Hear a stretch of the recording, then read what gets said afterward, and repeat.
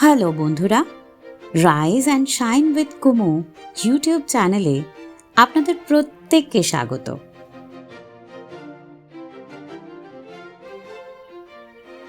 আগের ভিডিওতে আলোচনা করেছিলাম ইতিবাচক চিন্তা বা পজিটিভ থিঙ্কিং নিয়ে। জেনেছি ইতিবাচক চিন্তার বেনিফিটগুলি ঠিক কী কী। আজ জানব কীভাবে ইতিবাচক চিন্তা করা যায়। পজিটিভ থিঙ্কিংয়ের 6টি উপায় নিয়ে আলোচনা করব। যে সমস্ত ইতিবাচক কাজগুলো করতে আপনার ভালো লাগে সেগুলোকে খুঁজে বার করুন তো। একটা লিস্ট বানান। এবার বেছে নিন সেই লিস্টের সবচেয়ে ওপরে থাকা কয়েকটি কাজকে। সেটা হতে পারে নাচ, গান, আবৃত্তি, ছবি আঁকা কিংবা অন্য কিছু। মোদ্দা কথা, কাজগুলো যাই হোক না কেন তাদের প্রায়োরিটি ওয়াইজ সাজিয়ে রেগুলার নিয়ম করে মন দিয়ে প্র্যাকটিস করতে থাকুন। আমাদের শরীর হলো একটা মন্দির আর আত্মা তার ভগবান। সুস্থভাবে থাকলে তবেই বাড়বে ইতিবাচক চিন্তা। আর তাই শরীরকে সুস্থ রাখতে নিয়মিত ফিজিক্যাল এক্সারসাইজের দিকে মন দিন। দিনের শুরুটা ভালোভাবে করুন। সকালে ঘুম থেকে উঠেই কিছু ইতিবাচক জিনিস বা ঘটনার দিকে মন দিন।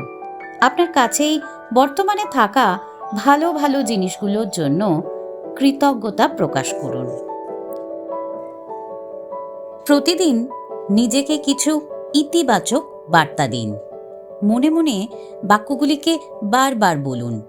যেমন, I am healthy, I am capable, I am valuable।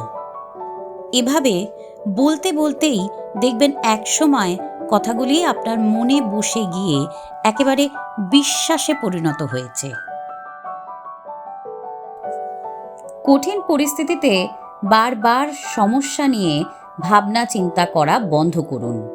তার বদলে সমাধানের পথ খুঁজতে চেষ্টা করুন। দেখবেন আপনি একটা না একটা রাস্তা ঠিকই পেয়ে গিয়েছেন। ইতিবাচক পরিবেশে থাকুন। যে সমস্ত মানুষের সাথে মিশছেন তারা যদি ইতিবাচক মানসিকতার হয়ে থাকেন তবে আপনিও অনায়াসে অনুপ্রাণিত হতে পারবেন। জীবনকে সব সময়ই একটা ইতিবাচক নজরে দেখতে পারবেন খুব সহজেই।